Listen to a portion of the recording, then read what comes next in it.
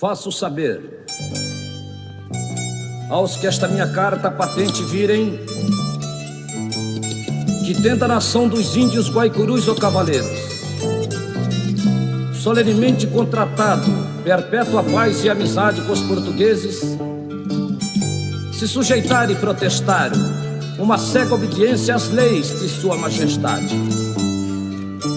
mande e ordeno a todos os magistrados, oficiais de justiça e guerra, os reconheçam, trate e auxilie com todas as demonstrações de amizade. Vila Bela, 30 de julho de 1791. João de Albuquerque de Melo Pereira e Cáceres.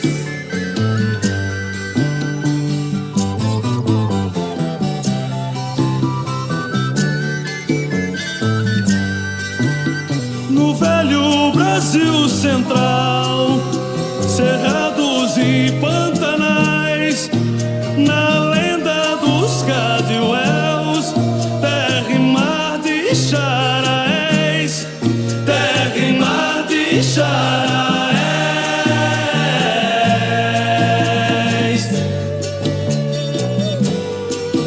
Antigos donos da terra, galopando em pelo nu, na luta com os guaranis, cavaleiros guaicurus, cavaleiros